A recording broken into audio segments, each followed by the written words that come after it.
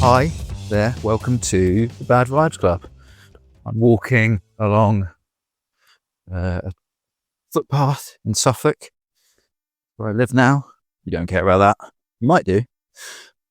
But if not, then that's fine, because you do care about painting. And this is the 4th episode of 10 Texts on Painting with me, Matthew de Saint-Giraud, and my friend and collaborator and partner in painting crime, Andrea Franchi. Well, I'm aware that we've had a bit of an influx of new listeners because of some kind social media posts by Dan Howard-Burt from who's the director of Kingsgate Project Space, and others as well. So thanks to them for posting about it, but also thanks to you for listening and joining the milieu. Is that the right word? Milieu around the podcast, which is lovely. It's lovely to have conversation with people about the podcasts and about the topics we've covered and so on. So welcome. But this is also a kind of probably a public information message to those new subscribers. We're not incredibly good at publishing regularly. So this episode is probably, 6 weeks after the last episode, and we haven't recorded the next episode yet. So we're probably not as regular as you might hope for. But in the end, everything is in the past, isn't it? So once it's all done, then it's all there and you can access it anytime you want. So hopefully that's no, it's probably not helpful at all, is it really that? But that is true. Anyway, on to this episode. This episode is about, well, it was partly inspired by an exhibition that was on in the ICA last year, which was, I'm going to forget it, but we talk about it in the podcast. But it was a kind of restaging or a new staging of Thin Black Lines, which is a show at the ICA in the 1980s, curated by Lubaina Himid, the Black British painter and kind of stalwart of the Black British art scene in the 80s in particular. Very, very important figure then, and of course has seen a more recent incredible commercial and international success.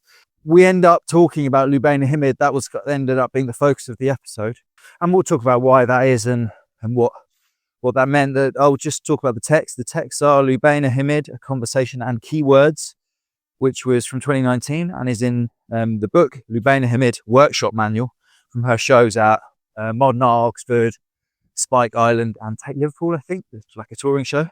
And then a text by Griselda Pollock, who has written about Himid's work for a long time. And this is from 2017. It's called How the Political World Crashes In on My Personal Everyday. And that is from Afterall, 2017. And then Zoe Whitley, I think that's 2017 or 2018. It's called As Purple Is to Lavender, Visible Strategies in Lubaina Himid's Paintings. As always, you can download these texts from dekersaint.com/Bad Vibes Club. That's DEKERSAINT.com/Bad Vibes Club.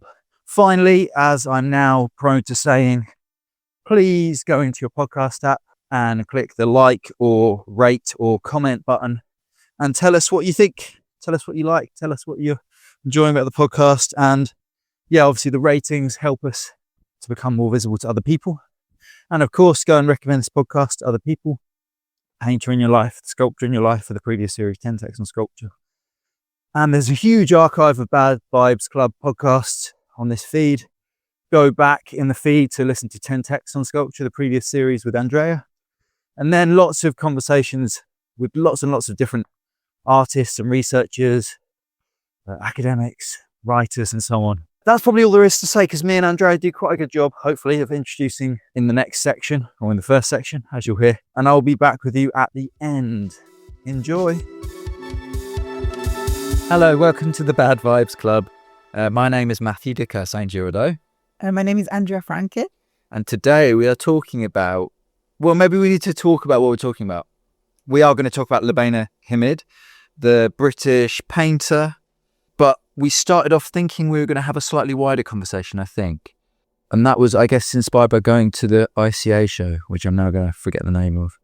Thin Black Line. Yeah, was it called like We Saw Restaging the Thin Black Line? Was that what it's called? Which is a show that Lubaina Himid curated and was in in the mid-80s in the ICA. If you know the ICA, the original show was in the corridor of the ICA. And in that show, so that's the kind of almost like a chippy joke in the title of The Thin Black Line is like, was it all female black artists? Yes. Yeah, all female black artists in the show. And yeah, they were kind of being squeezed into this small in-between space. But it was a very influential show, and the ICA are restaging it. What did you think of the restaging? Well, it's interesting because it's not, I don't know if it's where my English fails me, right? Because I don't know if restaging is the right word, but maybe it is. But because it's not the same. It's called Connecting Thin Black Line. Sorry, they're not restaging it at all. But it's Lubaina kind of inviting some of those artists, and then they're showing the work that they're doing now with some other work, for example, from Maud Salter, who is an older work. But so it's a more, and it's a very different space. So it's kind of like this, I don't know, it's like trying to do something else. I love Lubaina so much, and I love the work and the curatorial practice. But I haven't fully understood what the show was doing. In a sense, I found it really hard, the new show, to relate to it. And then I feel like we both had this, realization, or we kind of articulate at the moment that maybe part of what we couldn't understand what's happening is because we have actually so little knowledge of Black British art, in a sense, and that moment and the history and the practice of those other artists that were there. So we knew like Veronica Ryan quite well, but most of them, we didn't really know the context of that work. So I think it was really interesting because it felt like there was a massive lack in our education or like our understanding of that scene to be able to relate to that show. Deciding to kind of focus on Lubaina Himid was I guess it's a slightly tactical choice in the sense because of her prominence in the Black British art scene has been for a long time, hence why she curated that exhibition and other important exhibition in the 80s and 90s. But then also her more recent in the 2010s kind of commercial and international success means that there is more written about her and more, published interviews and things like that, which then could almost help us get a little bit of a grip on the context of the 1980s Black British art scene, which is so important to, I guess, the formation of ideas that are now being kind of mainstreamed a lot. I'm just thinking like the Donald Rodney show recently at the Whitechapel, which was so great. But again, I felt like I was just looking at this work without huge amounts of understanding of the context. So I felt that was kind of why we ended up choosing to focus on Lubaina Himid. And also because she's a painter, obviously, and this series is about painting. And also because not because this is a different point really. When we started looking for texts, and this is going to come back as almost like a rejoinder to our previous focus on painting as this kind of like process that's all about paint and materiality and kind of pushes concept and theory to the side. Actually, because of the political context of the work, lots of what's written about Lubaina Himid and other artists, Black British artists working in the 80s, is obviously quite a lot about the political, economic and social context of the work.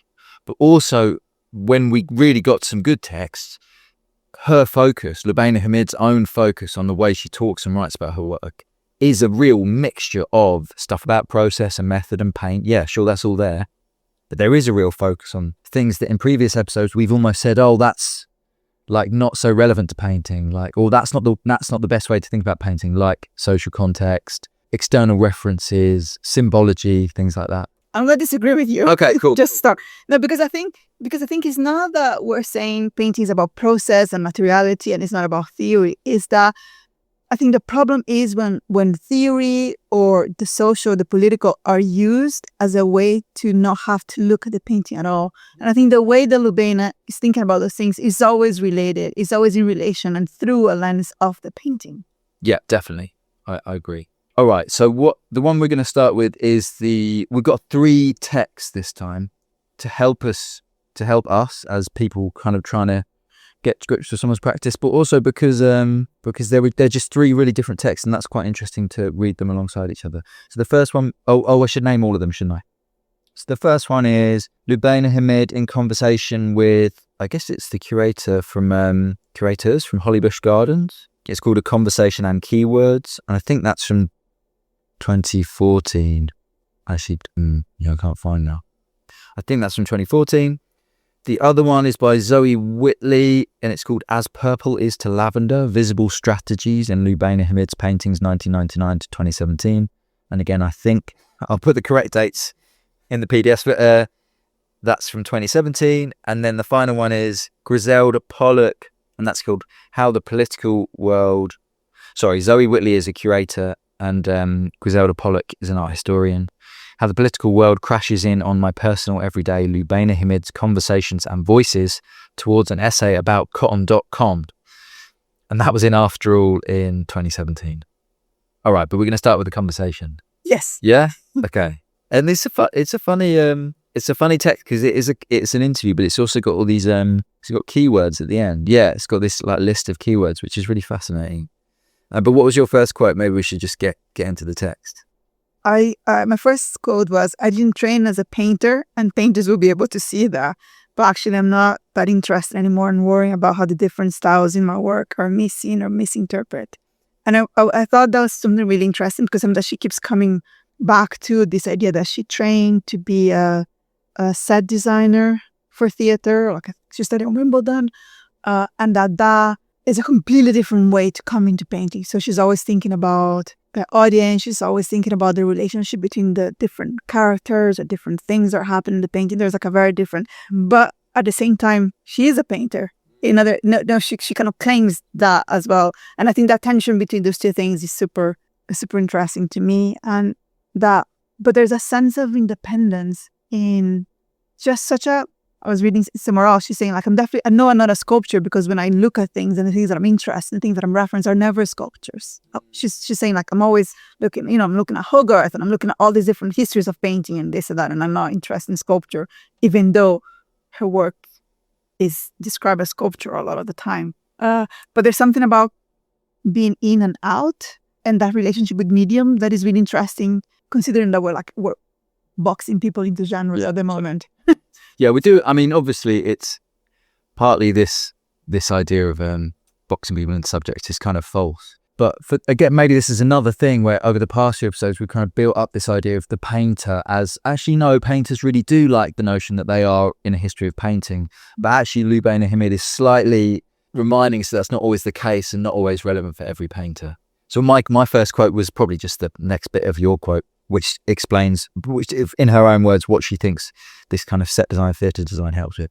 I was trained as a theatre designer and have an ability to place myself at the centre of an idea or a time frame in a particular way that is essential if you are interpreting an opera or play or ballet. It's the designer's method and skill that I have developed in order to work in long shot and close up at the same time. It is not a fine art agenda, and that it is not based on the Western canon in which there are false choices between abstract and figurative, or conceptual and narrative, or even theory and practice. It is simpler and works with methods used by interior designers, product designers, and fashion designers. So again, something that I think over and over in various podcasts I've said is like, art is not design and so on. She's kind of troubling that slightly by saying, well, what happens if it is? What happens if you do apply that methodology to it? I don't think, I think I'm talking about a very simplistic idea design as like you draw something out as a plan and then you execute it, which I don't think is what is happening in Lubaina Himid's studio. But she is slightly troubling lots of things that I've been kind of building up over the podcast, which is really great. It's like, oh, right, okay. I love it that it's in every one of the artists that we work so far have said the idea of like this abstract and figurative is just completely stupid and bonkers. And Amy Sillman said that. Gustan said that. She's saying that they have like literally articulate. Yeah. Can people stop using those words when they think about painting? Because that is just a stupid way to look about painting. And there's something really funny that it has like, because clearly annoys all of them deeply. Yeah. But it is a thing. Like they talk about it because people are always talking about those things. And these things, come in the text where people talk about Lubaina's work as well. They will talk about like these works are abstract, these works are figurative, or this or that. But to me, it's really interesting because I'm also trained. It's just an easy way to think about painting. It's like the first thing that you can say about a painting is a relationship like abstraction or figuration, and that puts it in a different dialogue with different historical moments and kind of conceptual and theory moments. So I quite like the idea of taking those words out of the table when thinking about painting, and then what does that force you to do? Yeah, and again, I suppose I felt scorned again by this notion of there being, the way I've been speaking about painting the past few episodes about, this actually is a false choice, the idea that concept, narrative, theory and practice are all kind of separate things that you choose between them or something. Actually, we should just say something just to be really basic. So, Andrea, you said about sculptural works that have kind of sculptural elements. So, Lubaina Himid does do canvas, kind of stretched canvas paintings, but she also makes paintings that are, I guess, installed in different ways on different kind of supports or with other elements. She often makes like multiple canvas paintings that then connect to each other. And then the things that she's very famous for and would probably often be talked about in sculptural terms are almost like cutouts, like wooden cutouts that are then painted, and they're often figures. Not to juice that binary again, but they are often take the form of figures, more or less abstracted or whatever. But and then they're arranged in a space, which again is this very. I was thinking about this recently about like what questions you bring to a work, and of course it's totally valid to bring questions of sculpture to those works, as it would to think about installation or theatre design. But I guess that's the point. Is like, okay, so what does Lubaina Himid think about that? And I guess her question is always painterly, and they're always about the relationships between the characters. I'm thinking of A Fashionable Marriage, which is this work made in the 80s that was made after a Hogarth piece that kind of restages the satire of the Hogarth piece for the 1980s, for Thatcher. There's stuff in there about white feminist art and funding and critics and so on. And her website is absolutely amazing. Like if you want to know about Lubaina Himid's work, you can just visit her website, which is so not true of many artists. Most artists. Yeah.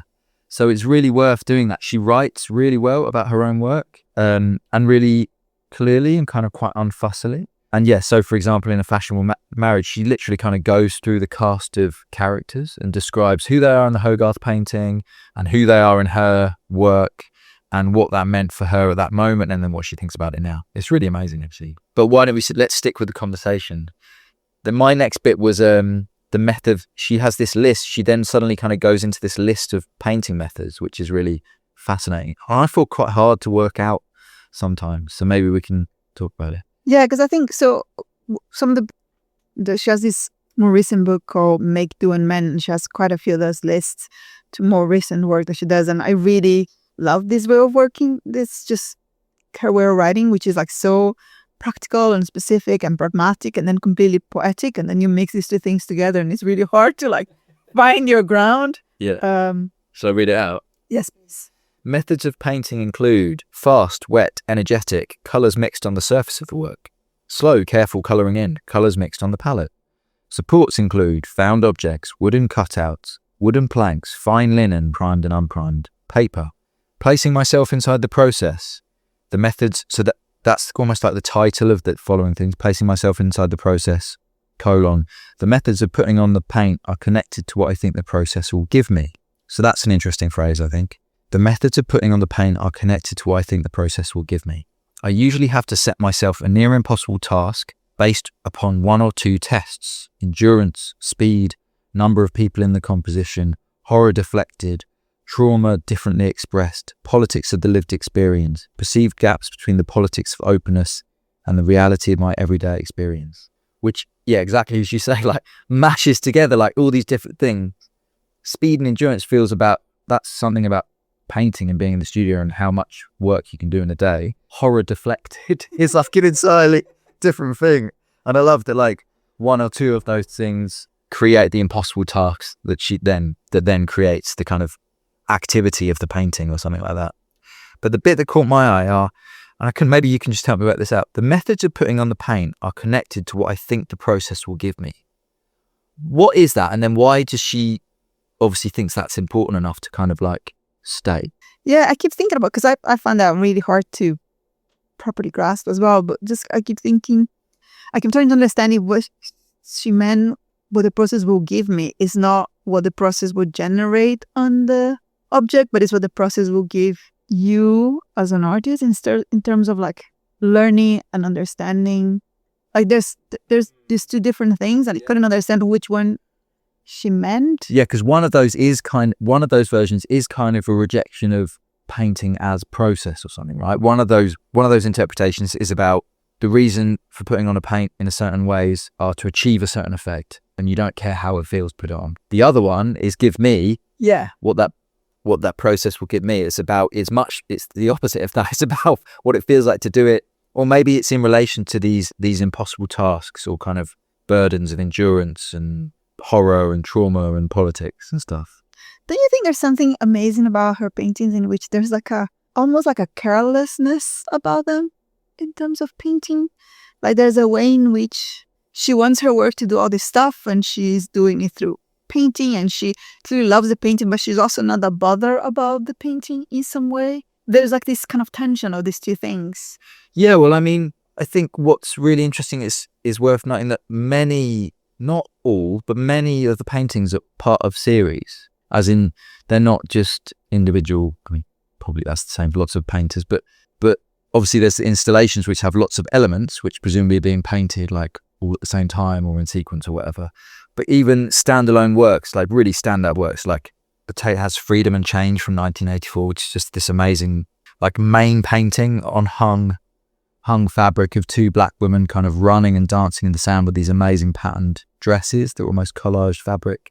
And then they're holding these dogs, which are painted elements placed separately. And then they're being kind of chased, or they're kicking sand in the face of these two kind of white male heads. And then the sand is made with potato stamps. Is it? Yeah. Oh, yeah, is it? But that on the Tate's website is obviously its own work, but that's part of a series of works. And so it's just, I guess it's maybe it's like she has to create the conditions for, like how Amy Silman talks about putting too much paint on the canvas and then having to work out how to get the paint off it. I wonder if this impossible task has to be an impossible task. Like it's not like, oh no, I've set myself an impossible task. It has to be an impossible task based on, I've decided to paint 100. You know, she's often painting like what? There's a very famous work called, oh shit, where is it? Naming the Money, which is like 100 and something. 100 life-size painted cut figures. That's too many. That's too many things to paint. And it creates the conditions, I guess, for a certain like, well, I've got to finish it because I've got the show. And then maybe that creates a looseness or a carelessness that's like really, really pleasing about it. But yeah, I do agree. I mean, the only thing I would say is that there's a series called Revenge, and lots of them are kind of standalone images of two black female figures talking. And then there are these like studies, but it's the part of the same series. There's these things that she calls like Study for a Fountain. And they're some of my favorite works.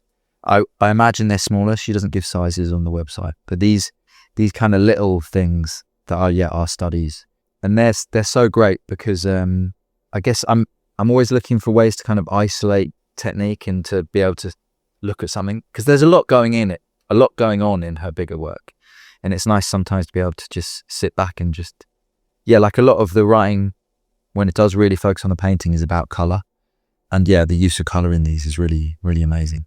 I don't know, what do you think? So is that what you like about the work, this kind of carelessness?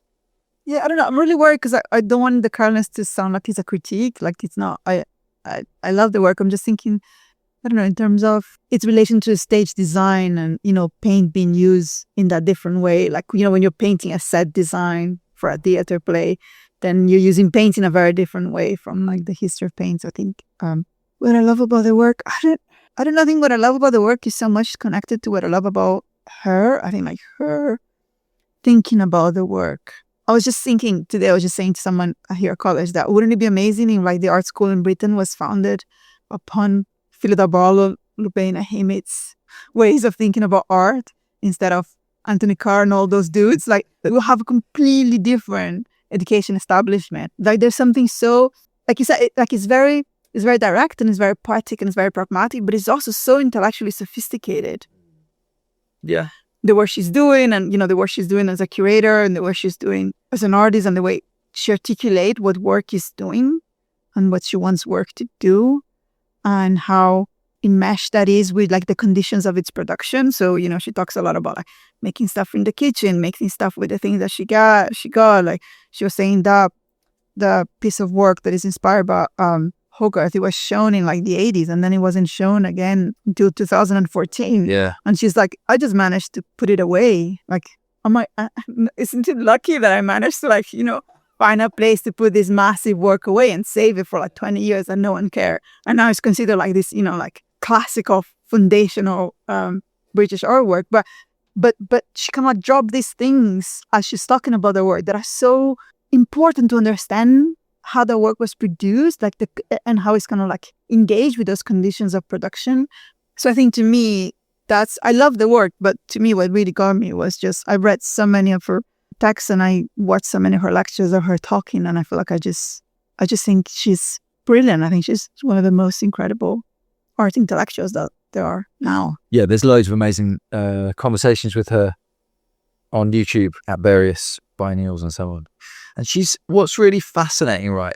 And she says this, I don't know if it's in this interview or elsewhere, but because she was both, you know, her and others were both so important to the kind of 1980s London art scene, but were also kind of simultaneously ignored or not, you know.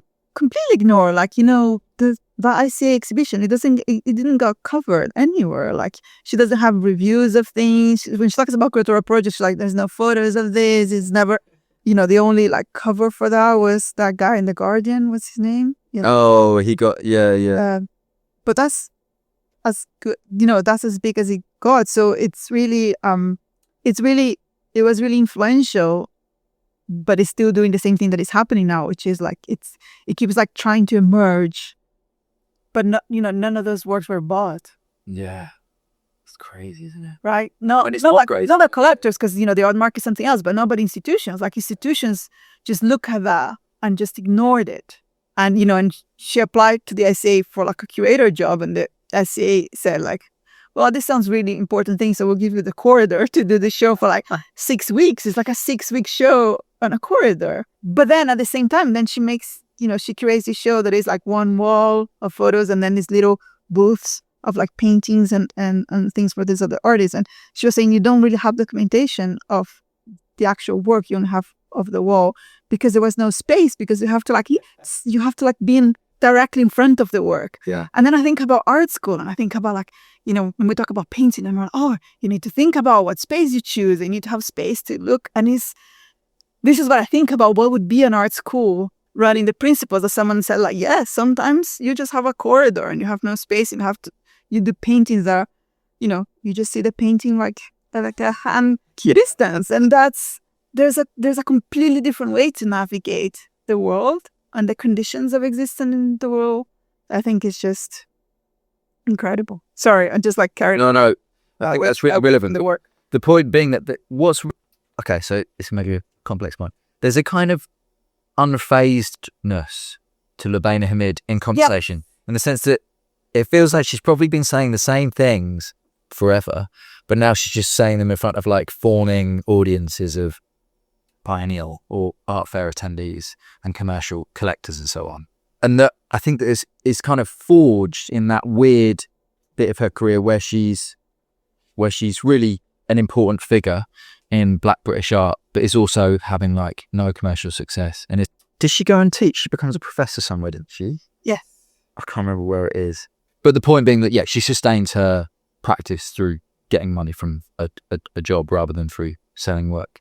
And that's really, really fascinating. But I'm going to connect that back to this kind of sense of autonomy, but also on the level of a career of just having to be like, okay, so I'm going to stall that installation somewhere, or just make decisions that are just obviously have served her well in hindsight, but at the time might have seemed very strange to her contemporaries. Well, why are you storing all this work that's just going to get rotten and get thrown away at the end or whatever?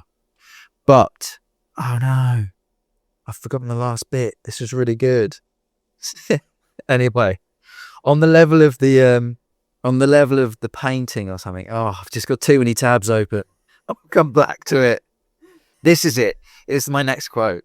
Basically, that she's quoted saying this so many times that she always starts out trying to make a grey painting. So it's almost like, again, it's one of these things Gaston had these things that he would trot out to show that he wasn't in control of the work on the level of the individual painting. And I think that is something really fascinating that does connect her to a wider tradition of painters who are saying, look, yes, on a larger level, I'm strategic, I'm clever, I'm intelligent and sophisticated, and I know what I want to do. On the level of the painting, no idea. No idea what's going to happen. Like, yeah, maybe, she uses these design techniques. But at the same time, I always start out thinking, oh, maybe this will be my nice, minimal grey painting. And it always turns into, if you've seen Lubaina Himid's work, he's very colourful, really, really, just really, really colourful works. I thought that's an interesting, balance or tension in her practice, right? I think you're right. I think it's interesting because then the colorfulness, and we're going to read in the following text, which is quite focused on the strength of a color, but that's something that is also criticized as well, that is seen as too much. Really? Oh, really? That's interesting. And then on the text, there's on the Hollybush conversation, there's a quote from her where she says, "I don't care if people have trouble with the color, as long as the Black women on a special trip to or simply wandering around the showing space don't have trouble with the color." And I think to some degree, I'm going to continue the quote. To some degree, I know that they don't have trouble with it, but know somehow after many years that it's part of a secret language you speak to each other. And I thought about that in relation to the essays we were reading by Tina Post on transparency. Oh, yeah. Deadpan. Yeah. Yeah. And this idea of making work that is not for everybody. And I think that's something that comes up over and over in Lubaina's work as well, that she's interesting. She talks a lot about the aunties. She has some amazing work called The Aunties, and she's like, I want to make work so that when the aunties come to the gallery, that's for them. And it doesn't matter if all these other people... just to be really clear, the start of the quote that you read there is, I make this work and have always made it for other Black women. And maybe, again, this is one thing where her knowing that audience is a kind of self-assuredness that comes through when she then is talking about painting more generally. Whether, it's a conversation in the 1980s where institutions aren't really hearing that conversation, or whether it's on YouTube at Art Basel or wherever it was that I watched the other day. Because she knows who she's making the work for, and she knows... I didn't realise that had been a criticism of her work in the past or something. But now it makes sense of the way she talks about colour. I don't care if people have trouble with the colour. Oh, should we just finish with... Because at the end she has all these keywords. So what were you saying? Is this listing? Is that a method she uses elsewhere? Yeah. So in this other book on the Make Do and Men, she has this different lists for the different works that she has made. So a list about production, and those are the ones. So I read now 4 or 5 times her organizing her thoughts in that way, and I really like them. Is that how you describe what these keywords or lists are doing? That organizing her own thoughts about. I think so. Yeah. So I'll just to give you a flavour, right? So at the end of this conversation, you have this section called keywords, and it says C, unfathomable, constantly changing, trapped, surrounded, means of escape, dangerous territory, unknown world. And then C, patterns. How would I paint the sea if I had never seen paintings of the sea? Then chairs, the dead, the vanished, the disappeared, the forgotten, the hidden, the unremembered, the lost, the memory. And again, it's all these different registers or tones about some of it is symbolic, some of it is about, I don't know, whatever epistemological, what's the word, aesthetic, what it looks like. So there's all these different kind of ways of speaking about the things that she's just jamming together. Conversation, listening, mutual, talking, physical, operatic device, several voices saying different things but relate to the same tune, melody, song. So they're not, I don't know, they don't open up the paintings for me directly themselves. They don't feel this is now the key to the paintings and now I understand what's going on in them. But they do open up, maybe something about how Lubaina Himid thinks about her paintings and how she reflects on them or something. So it's I guess it's a window into her process of thinking. How do you think about them? What are they doing for you? Yeah, I think there's something about getting a glimpse of what matters to her and what are the things that she's paying attention when she's doing things. In the ones that are more recent, there's a lot about materials and assistance and who's building that, and there's a lot of and this one she talks a lot about collectivity as well and people. So you start getting this this ways to fuel yourself through the practice or something like that. And that goes back to what I was saying about what would be an art school based on Lubaina and Barlow's principles or something. Like, to me, it's really interesting to think about what this text is doing in comparison to what like artist statements usually do, or in comparison to, those horrible Tate wall texts do. Yeah. That are trying to like justify a certain piece of work or justify a practice or tell you why you should actually like this practice and it's important. That you, as a person, you know what I mean? You're only going to be a good and intellectual person if you like accept how good this work is. And this is doing something completely different. There's something really generous and uncertain, and it's not solving any problem. You don't read it, like you said, you don't read this and you're like, oh, I totally understand Lubaina's work now, I can move on. It's like, no, this is something else for you to hold, and her work is something for you to hold, and it's embracing complexity of what art is, and I love that. Yeah, that's so true, actually, because it's almost like in the form of a glossary or a list, which is meant to be the simplest form of explanation or summing up or something, but it doesn't do that. It just doesn't do that. But there's so many of them, like you say, in that what was it called? What was the book called? Make Do and Mend. Make Do and Mend, which is the name of an exhibition, right? Yeah. So this is a catalogue exhibition. All right, we should move on to one of the other texts. Yes. So, do you want to do Whitley or do you want to do Pollock? I can't find the Whitley. It's somewhere in this document, but I can't find it. What do you think? I don't know. I mean, Pollock I think is good because, for a few reasons. Griselda Pollock, feminist art historian, she was teaching up in Leeds, and she was teaching one of the painters from, hang on a minute. The way she met Lubaina Himid was that she was teaching up in Leeds, and she was teaching Sutapa Biswas? Yeah, that's right. Pronounce the name? Yeah, that's right. I don't know how you pronounce the name, but Sutapa Biswas is how I'm going to say it, so apologies if that's incorrect. And the quote here is, in 1985, the artist Sutapa Biswas, then a lone Indian fine art student at the University of Leeds, asked if I would invite Himid and Sonia Boyce to our department for a talk. And so they came to Leeds and spoke to a packed room. And that was at the same time as The Thin Black Line was on, which included Biswas's work. And then Pollock buys one of the Revenge paintings and donates it or puts it in permanent loan in Leeds Art Gallery. So that's this is the level of kind of institutional neglect that's happening, is that it takes kind of individual people to like buy work and put it in galleries for Himid to have this kind of institutional presence in the, I guess that's probably a bit later, maybe that's in the early 90s or something. Yeah, 1992, first installed in Rochdale Art Gallery in 1992. But then this article, which is written in 2017, does do a little bit more of kind of looking at the paintings and writing about colour and the kind of formal elements, which is why I wanted to include it. So in the sense that she's been looking at Himid's work since the 80s, but Pollock, when I've read her before, is quite good at looking directly at the paintings and trying to work with what she's given in the painting itself, while still referring to the context. And she has this nice thing as well, and this is going back to A Fashionable Marriage, which is this installation of painted wooden cutouts that was based on a Hogarth piece. I thought that really helped with the political context. So in A Fashionable Marriage, there's this central black female figure who becomes a kind of stand-in for a black female artist, or that's the kind of figure that she serves in Himid's piece, which is based on a black servant represented in Hogarth's piece. And she's standing behind this white female figure who is very clearly in Lubaina Himid's piece, I can't remember what it is meant to be in Hogarth, but in Himid's piece, it's pretty much Judy Chicago, because it's got the dinner party plates at the bottom. If you know Judy Chicago, famous American white feminist artist who made the dinner party, which is a very important piece of feminist art, with dinner plates that have kind of labial and vaginal elements. That's the weird way of saying that. Yeah.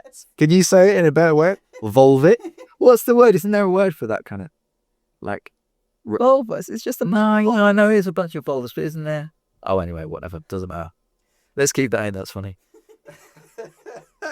Anyway, in the Pollock essay, she talks about this jewel thing, right? So when she first sees that work, she didn't quite say, hang on, I should probably get when I first saw it, what I did see, what I was trained what I did see was what I was trained to home in on, me, or my alter ego in the form of the white feminist artist who seemed a composite figure of Susan Hiller, Mary Kelly and Judy Chicago. I had little experience to bring to understanding the agency with which the reconfiguration of the two black women in the work was speaking back as much to a feminist as to the dominant cultural establishment. And she's talking about the work at the time. Lots of people kind of missed the central focus of this black female figure, which is really what the work is about, is the wrong word, but it's a focus of the work. And I thought that was really interesting because we'd had that experience of like not being able to kind of really get the Thin Black Line show and having to do a bit of work to kind of like understand and appreciate what was happening there. She's kind of saying the same things. So before that, she talks about her later interpretation of the work. The 9-foot tall, 6-foot wide figure of the black woman artist made of the hardiest of building quality birch plywood loomed up as the central character of the work, brackets, no longer Hogarth's invisibilized African man serving hot chocolate in a cup with a suggestively placed phallic biscuit. She carried a bowl of limitless energy and ideas to revitalize the white feminist artist inclined towards official acceptance, in need of this injection from the black woman/woman artist to keep the feminist project moving forward. So I thought that was interesting because it kind of brings together like the experience of Pollock looking at the installation, both in the 1980s and later, and also the kind of our world context of the work and how, the kind of targets of the satire and how it feels to feel like you're a target of the satire and still be able to kind of enjoy the work or something. I don't know. Maybe I haven't formulated that thought very well, but. So I have to say, first of all, I'm not a fan of Pollock, and part of it is massive bias because she's not a fan of my work either. So it just starts already there that we don't like each other. You should probably say, okay, are you going to explain? Yeah, I can explain. So was it this conference of like feminist art? I don't know, 10 years ago or something, showing this work that I used to do, which was Invisible Space of Parenthood. And Pollock spoke at the end of the conference, and she was really specifically negative about it.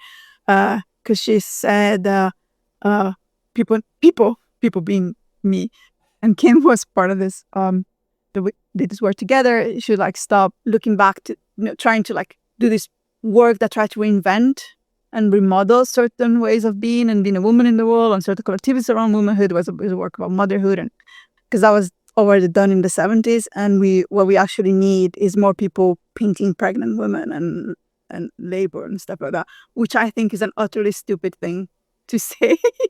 But also, like, I'm assuming this is a paraphrase or a summary of what she said.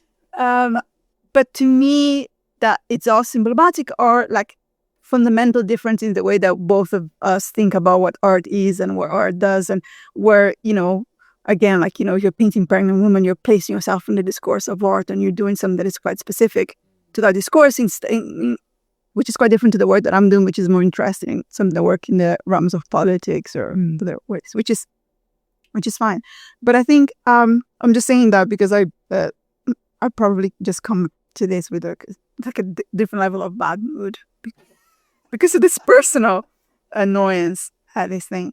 But and I'm not like this sort of like historical reading that kind of tried to decode the artwork is something that is also not the sort of a critique that I'm more like I think it gives you the illusion that you understand something because it's just giving you all these codes, and it's like, oh, this person is this person is that, this person is doing the other thing, and then suddenly you can get the impression that you understand the work.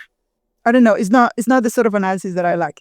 But yeah, there's a kind of seductive clarity about that. Oh, yes, person is that person. But that, to just again to Lubaina Himid is happy for the viewer to have that because that's how she writes about the work on the on her own website.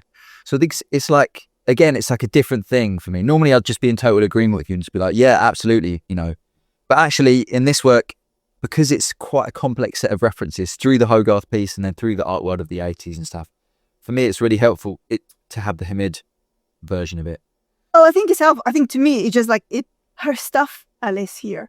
I think she just goes through so many works, and I think she does that with all the works, and then the analysis. For all Pollock, you mean? Yeah. Oh, yeah.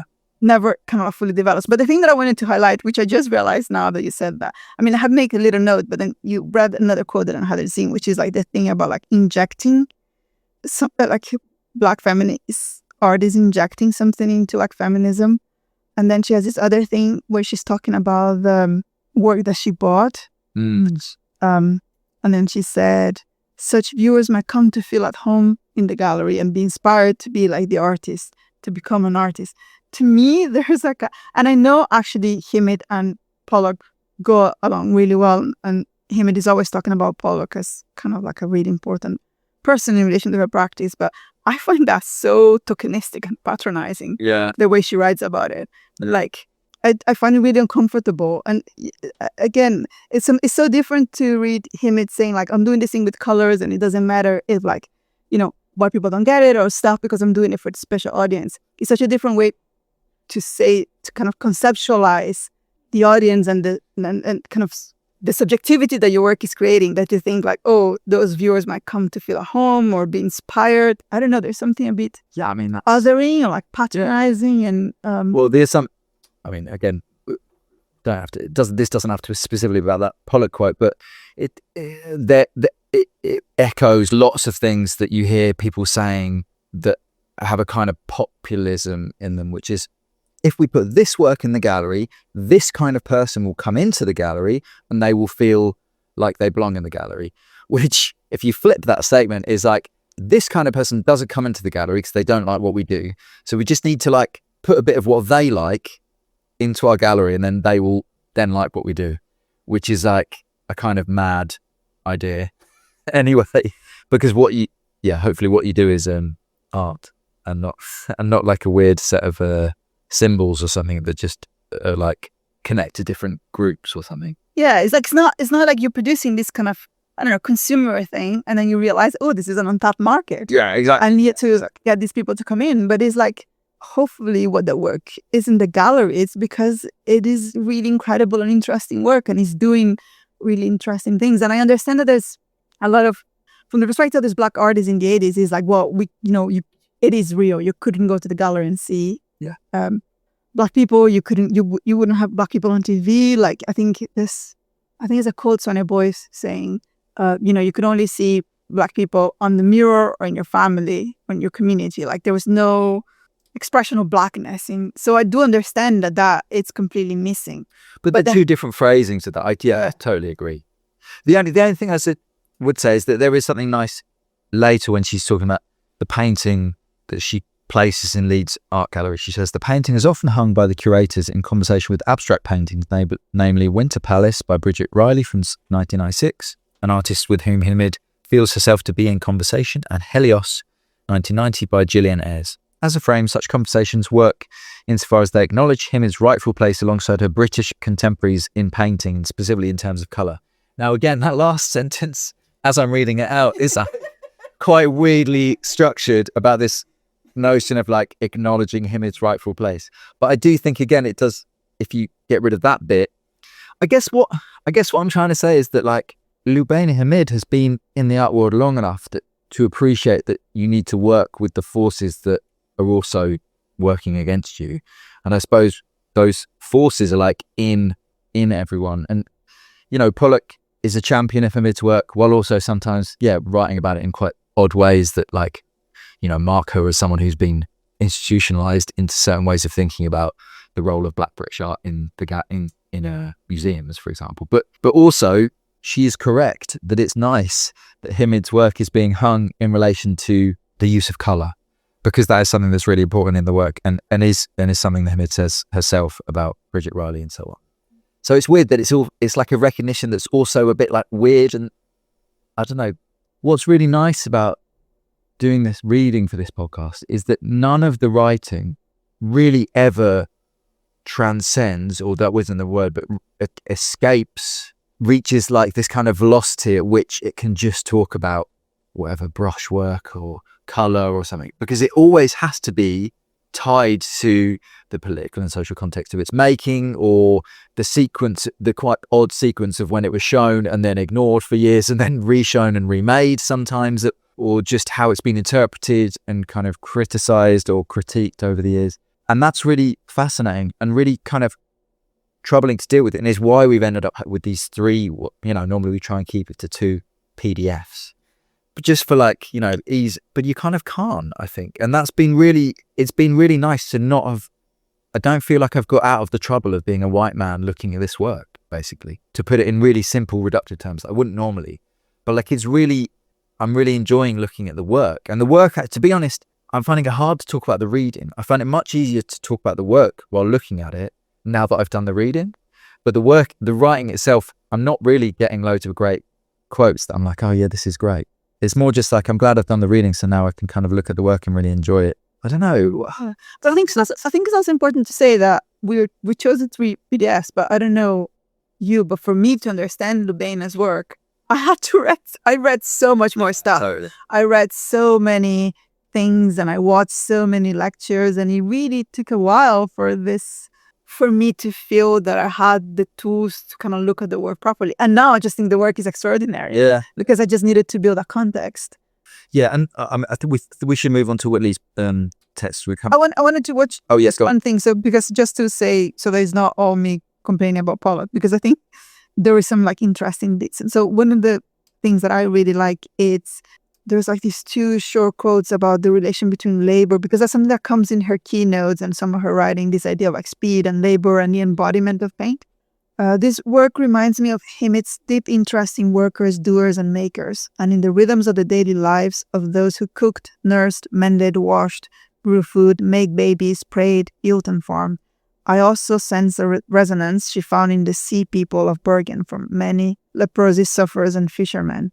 And I'm going to continue on the page that is like 2 pages ahead, which is, Himid told me that the labor involved in such detailed, close, and careful painting perform a deep connection as a kind of physical mirroring to the piecework of the past or the unpaid labor of slave workers. She does not image labor, but performs it in her own gestures and exhausted body. Its traces are her paintings. And to me, that was like super interesting. Again, like you're saying, is this connection between like the embodiment and the act of painting and the choices that you make in how you think about what the labor of painting is. Yeah. In it's like political larger relationships of what labor is and how different labor is performed by different people and value in different ways. And I think that's something that probably will come up in further readings. But I think there's a history of, again, painting's relation to the limits of the body, with the physicality of the body, with time. And this thing of thinking of painting not in relation to, the history of like this, I don't know, connection with like mind and hand and like painting as being this like super, I think there's a side of history of painting that is about this super sophisticated intellectual process, but putting painting in relation to this very like everyday manual labor that is completely undervalued. Kind of think is really interesting. Pollock also writes quite well about pattern, which has a connection to what you just. This is from 23, because pattern appears a lot in Himid's work in the kind of clothing of figures. So here's the quote: "Pattern has involved the imaginative project to make a form through which something becomes intelligible, to show that there is a form to the world. It is deep, structural, and formal. Repeated and decorative are terms that acquired their negative connotations with regard to pattern making and pattern thinking at the moment of Western colonization, and as the gender hierarchy in early capitalist Western art established its hierarchies and codes, these terms become the negative of what is valued as original and singular, as well as of whatever Western art has decided it wants to be when it is tough, rigorous, and white, manly." And I suppose, again, it's this notion that the work of being a painter painting pattern does create this kind of a formed aspect of like, it both looks laborious and is laborious work. It both kind of looks detailed or painstaking and is the work of that, the actual doing of that is as such. And Shaz is amazing. So I'm going to just read for the keywords from the text that we're reading before. There's this pattern is one of her keywords, and it says, flickering light, sea, women's conversations, secret language, shape of thoughts, a way to talk to people who are afraid of painting but curious, visually astute. I think it's really great. Okay, so this is exactly when, like, if we think about reading methods, if you're using reading to help you think about art, this is when having these 2 texts together is so useful, because like Pollock's doesn't quite get to what pattern is doing in the work, and Lubaina Himid's writing on pattern just there could be quite opaque if you weren't already thinking about it in another context. But put them together and that's like really illuminating, I think. And another thing, which is not, I'm going to say it and then I'm like, oh, it's autobiography is everything, but it's, or even anything. But I think there's something really interesting about Lubaina's mom being a textile designer, which something we haven't mentioned before. So there's a relationship to pattern that is quite intrinsic to her visual training and visual way of thinking and understanding different ways those different types of labor are valued and seen as authored and circulated and things like that. And again, to go back to one of the early quotes, the methods of putting on the paint are connected to what I think the process will give me. And I guess what we've just been speaking about kind of suggests that as well. So it's about an experience of laboriousness or intense focus on detail in terms of when putting on these patterns. All right, let's finish up with this Zoe Whitley essay then. So this is called As Purple Is to Lavender, Visible Strategies in Lubaina Himid's Paintings, 1999 to 2017. And yeah, Mike, I took this as my first quote just because I hadn't seen any of the negative criticism. Whitley writes, going back to 1985, art critic Waldemar Januszczak, apologies for that pronunciation. I think he's at the Times or the Telegraph or something. I think at the time he was at the Guardian. Oh, was he? Found Himid's trenchant foray into curatorial endeavour with the group exhibition The Thin Black Line at London's ICA to be aggressive and angry in tone, with the exception of the work sculptor Veronica and Ryan. So you can imagine, reading that as your one-line review or something in the paper. That's like a real dismissal. Review. The only review. Fucking hell. So I'm gonna read from Himid's reflection on that, which says, "We as Black women understood how we were being patronized and treated like children, to be cajoled and distracted by silly games and pointless offers." Which I think goes back to what you're saying, which is is this thing of being fully aware of these conditions are constructed for you and then dealing with that in the best way possible, I guess. But yeah, that's what I think I mean about the unfazedness of seeing her talk to, huge numbers of people in a totally different context to the context she was working in the 80s. But they're all asking, she's being asked about this 80s work as though it has always been important. It's just so I can just imagine another person in that situation being really annoyed at almost being asked these questions as though it's always been institutionally recognized and stuff, when in fact it was panned or dismissed at the time. But I guess she kind of knew at the time that it was a load of shit.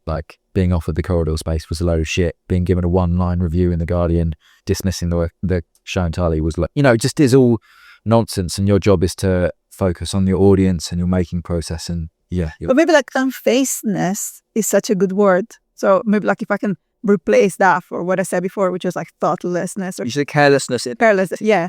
And I think unfazedness in the painting is much nicer. Unfazedness in the painting, yeah. But in a way, I guess it's there's a real kind of pragmatic element to the way she works in both painting and, of course, her wider career, where it's about getting the work made. Which again is the theatre designer, is the set designer. You've got opening night. You've got to get the thing up there on stage, otherwise you're just going to see the back of the theatre. So this is what it's going to look like. And that being, again, a way of finishing a painting as well. Okay, so I've set myself this task, so my job is to complete this task. And it's not that you don't care what the painting looks like. Of course, you look at her work and it's full of care.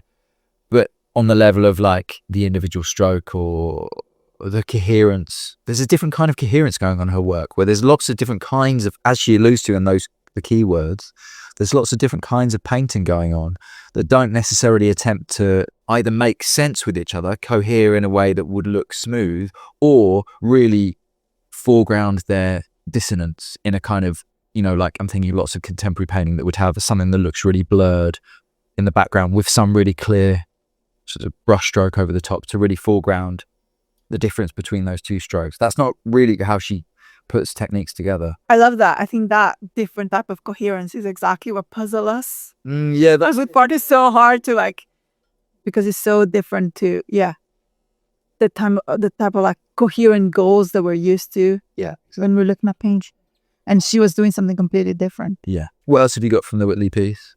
The painter approaches color as a precise narrative tool, boldly, emphatically, unapologetic, and commandly. Purple is a secondary color made up of combining varying amounts of the primary colors red and blue. Unlike its pastel counterpart, purple possesses an attention-grabbing intensity. It is declarative. And I love that, the idea that the way Himid uses color is declarative. That the colors are saying things. I think it just made me think again about nice, yeah. this way that those colors are looking for an audience, or like they're like talking to very specific people. Like the colors is not just the content or the stroke, but the colors itself. Maybe we should talk about the title. Sorry. The essay is called Purple is to Lavender because that's one of the, I'm going to say, it's not definitions of womanism. Oh, yeah. By Alice Walker. So it's a fourth one, which is womanist to feminist, as purple is to lavender. So what was womanism? Sorry, So womanism is this kind of alternative to feminism, or like different way of thinking, that Alice Walker, which is an American writer, develops. And this is really, I think it's quite interesting in terms of like British Black feminism, because I think there's like a quite womanist influence Black British feminism strand, and then there's different ones. It's quite, I'm not like super knowledgeable about womanism, but it feels quite specific in some ways, certain ideas. But what she's, I mean, yeah, I have problems with some of it, but the one that she's choosing, which is this kind of the womanist is a feminist, as purple is to lavender. It goes back to this idea of the color, right? So like lavender is like this really pale, soft, sort of agreeable color, and purple is the color and its full power. So this idea of a womanism, a version of Black feminism, being a much more stronger and critical and political than white feminism, basically. Yeah, I mean, we can read an expanded quote from Whitley here. Walker opens with a 4-part definition of the word womanist, printed in bold, that establishes the expressive writing style of the book's subsequent pages. Adjacent to, but distinct from feminist, the first definition marks the word by dual signals of maturity and difference. A womanist is decidedly beyond girlhood, and she isn't, as one might presuppose, a white woman. She is a woman of colour, quote, responsible, in charge, serious. The second definition is determined by gendered attraction and affinity, both platonic and sexual. The third sees love as an outward expression of boundlessly joyous beliefs, indulgences, and crucially self-love. The final and most poetic definition is a vivid analogy, which is this: womanist is to feminist as purple is to lavender. So that's all Whitley gives us about that, but it is enough to think about this kind of maturity, difference, seriousness, and the notion that colour can be declarative, can state its aims or something, can have an intended audience and so on. Oh, but this is where I was thinking. So this is probably later, but this is Himid quoted. Before I begin, I think I might this time make the perfect grey painting. I may start with grey and then paint over it, Himid has told me. There is grey at the heart of many of the paintings. It's a thought, but then there is a need to paint an action. My hand moves over the table and I pick up other colours. And it's worth saying, if you see Himid's work, there aren't any grey paintings. Are there any monochromatic paintings? I haven't seen it. I haven't seen them. There are more subdued paintings, but they all use colour in in lots of different ways.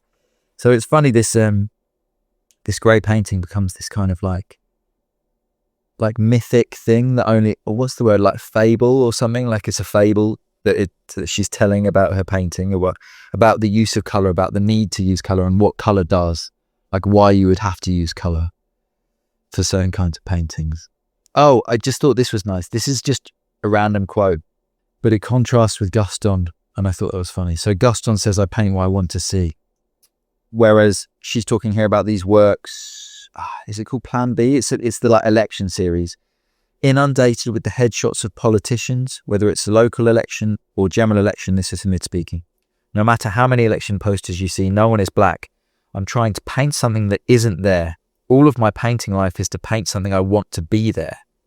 So it kind of is a slight difference to Gaston's. I paint what I want to see, and it has kind of political and speculative implications, as well as, implications that are painterly or whatever. Is that the Garden? I think that's the Garden series, isn't it? When she's painting on top of. Oh, is it? Garden. I'll just look at her website. No, it's not. They're not Plan B. Sorry, I'm thinking of the election pieces. Lost Elections, it's called. And they're these headshots. Oh, okay. Yeah, sorry, that's a different thing. Plan B is a different series of big canvas paintings, as far as I know. But yeah, I just thought that was a nice quote just because it echoes and kind of is slightly different to the Gaston quote. What were you going to say about the... Oh no, I think my next quote is about painting water. Oh, yeah. So I'm gonna join two different paragraphs. How do you paint a body of water if you've never seen one? Himid's evocative renderings of choppy or placid water come from her contemplation of Africans seeing the sea for the very first time, invoking the powerful pull of the ocean as an almost incomprehensible concept to the landlocked. Himid has said to me, Zoe, if you are a British viewer of art, you know what the sea looks like, fluffy, deep shoreline filled with battles. From heroic victories to turbulent storms, British art is drowning in pictures of the sea. Yes. And then in the next paragraph, this is another bit in the middle, quite unlike the glittering blue of cliché or the expansive drama of the British painted tradition, Himid found the water to conjure more contained domestic parallels. Thick, grey and very yellow, sometimes a sea like a 60s washing up bowl. And I love that. A sea like a 1960s washing up bowl, yeah. Yeah, I love it. I think there's something about, again, this way in which like her work is always in dialogue with the history of painting and the kind of like the political and historical and, the power relationships in that history. But at the same time, she's just doing this. I don't know, because I don't think it's a comment. It's like there's like an expansion of the imagination or possibility. There's something about being really, and I think this is where the Philip Barlow connection comes again, because there's something about the domestic in Barlow as well. Being the sort of artist that has to do things in the kitchen, that has to do things, outside of the studio system or the market system, all these different things, and what are the references and the process and the thinking that come from that different type of subject producing art into art history in a way that is not it's my last dig at Pollock in a way that you're not just simply thinking about representation. So it's not like, oh, so what I'm going to do is I'm going to paint other Black women in the kitchen. It's like, no, I'm going to like bring the kind of like water experience of the washing bowl to the history of British representation of the sea. Yeah, and what's really nice, so this is because she did 2 periods of residency down at Tate St Ives in Cornwall. And so she's looking at, I think her studio faces the sea. In fact, anyway. So there's lots of images of the sea. And what's really nice about this, right, and this is just like why you would look at the work of an artist, is that for me, that what that helps me do is not only like reading her writing about the sea and what it looks like and what she's thinking about in terms of colour in her own paintings. That makes me feel like I might be able now to go into the deepest, darkest bowels of the Tate Britain and look at some British painting of the sea. Because up until now, I have had zero interest in that for obvious reasons, that it is exactly what she says, that, for a British viewer of art, you kind of think you already know what that looks like. But actually, there's another way of looking at that, and it could be interesting. I mean, I'm not going to do it right now. I might do it in the future. I mean, we're just a Croxtade reader and recording. We're at Chelsea College, so I'm not going to, I'm quite busy today. I've got other stuff to do. But yeah, the point being here that like, and again, this is, so one thing that gets bandied around quite a lot at the moment, I imagine this is probably in a Dean Kissick essay or something, is that at the moment there is a lot of figurative painting by Black artists in galleries, which I don't know the reason for that. I'm not going to go into the reason for that. But Lubaina Himid is not this. It's not like neatly portioned up like images of Black women that make, well, I don't know why it's in commercial galleries, why it's in institutions, whatever, what it's doing, what its job there is in terms of the art world. But it's making, I don't really look at a lot of figurative painting because I have this, false binary between abstract and deflation. And looking at her figurative painting is opening up why, because for example, the reason I don't look at a lot of figurative paintings is like, well, why do I want to look at a picture of a person? But that's not really what you're looking at, right? I'm not from that background. I haven't been trained to look at pictures of people and understand why you would look at it beyond the fact that it's a picture of a person. And this has really helped me in general with thinking about paintings of people and like what's going on there. And in Himid's painting, obviously her practice is like complex enough where it's like, okay, so I'm looking at this kind of, because her work is often has a kind of starting point or a layer of aboutness which is external to the paintings. So there's lots of works which take events, historical events, or other people's paintings as starting points, but are also obviously not just simply copies or reproductions or pictures of those things. And so I think it's just really helped me in terms of like thinking about how to look at pictures of people. I don't know, that seems really simple, but I think it's even more specific than that in a sense, or it could be more specific than that, because when you're saying, yes, that there is a weird complaint, I'm going to call it a complaint, a critique, about, we're living in this moment of like, there's this uncomfortableness with like diversity. And I mean, I personally think a lot of these critiques come from like a racist standpoint, but that because when people are writing about those works of Black figurative painting that exists now, you usually only have these two positions, which is one is the kind of like complain of like, as this, this is like taking space or whatever. What are we looking at this? This is just like a top. I wish it was 2000s and Hans Obrist was curating everything. Yeah, it was relations aesthetics, and that was like very sophisticated art thinking.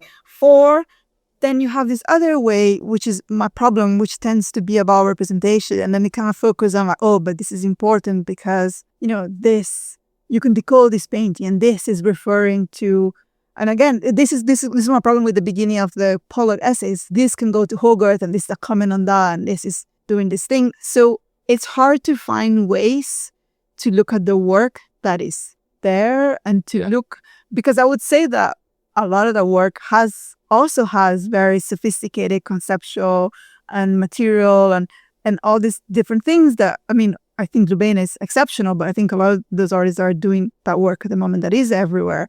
A lot of them are incredibly sophisticated in their doing and their thinking, but there's no space to have the conversation because we just get stuck at the level of the representation. Is it too much representation? Is the representation just enough? Is it not? Or is it just a sign that there is not enough representation? Yeah, I think. But it's hard to like, again, find intellectual discourse that is actually looking at the work and thinking about each one of those works individually. And then I had this quote from one of the lectures that I really like when Lubaina is almost never cranky, but she was a little bit cranky when she was saying this. But she was saying what she wanted to be doing is talking about the thing, not the history of the thing, not the making of the thing. Just talking about the thing and how hard that is. And I think it is for a lot of those works in a way that, is very easy to, there's a assume neutrality when you go and you see, a white male artist's work. And then, those things get, we're seeing them as less and less neutral, but that you can just see the work. It's scaffolded already. That's a good word maybe, is that scaffolding work has been done quite publicly for lots of those artists for many, many years. So that when you then, as just a viewer buying a ticket to a show, go and see the show, you don't have to rely on the stupid little take captions because you've kind of already got that stuff and it's all laid up in your head from all of your whatever. And you don't have to like bring it to the work. You can just like stand on it and look at the work. But yeah, I think what I feel like I've done some of the scaffolding by reading or whatever the scaffolding is being done in some of these texts for me. So I now feel like I can look at Lubaina Himid's work and look at it on the level of, the object, the painting. Yeah. We should finish really soon because it's maybe a marker of the complexity of the practice here that we've run over a bit. But I think, have you got any kind of final quotes or things you wanted to say? She had this amazing list of, again, this is different for the conversation at Art Basel, but she has this kind of like advice for art students. And I really loved it. And she said, because she's talking about what it is to make work when, no one wants to show their work, when, you don't have a studio, when you're doing work in this like condition, like no one is interested in what you're doing. And she said, the most important thing is to be ready, like always be ready. Be ready for when another comes in the room. Be ready for when there are opportunities to do something together with someone else. Be ready for what you want to. Be ready for, don't wait. Be making it, writing it, documenting it. So this idea, I thought that was really, I don't know, art school is so hard and I teach third year and then my students go into the world and it's like terrifying. It's terrifying for them. It's terrifying for me. But there's something about, once you're in art school and you're doing things and you have these offsite shows and you have these little things and you're like, you have this rhythm of outsideness and a way to like your production to be in the world because you're part of a community, and then you leave and you can lose all of that. And I think there's something really lovely about this idea that how do you keep always being ready, because you're always doing work, and you don't know when, you're going to meet someone who's going to see your work, or you're going to meet, or you're going to meet someone and you're going to be like, that person is doing something that interests me. And you don't know when, a career opportunity to do something. I don't know. There's something about letting the work be the thing that feeds you and guides you instead of the outside world that I think is really nice. Yeah, I mean, the focus there on like always be ready to do something with someone else. So it's not like always be ready for the studio visit that's going to change your life or something, to turn you into the art world star. It's like always be ready to, when you see someone who you think is amazing, that you have something to bring to them rather than the kind of other way around. Yeah, that is good advice. She's very good. She's pretty good, yeah. I do kind of feel like it would have been, it's probably just, if you listen this far, just go and watch an interview with Lubaina Himid. Yeah, but we will put all the list of all the interviews that we watch, because she's like, it's just incredible. Yeah, she's really lucid about her work without being really too neat. It's really nice to watch her speak.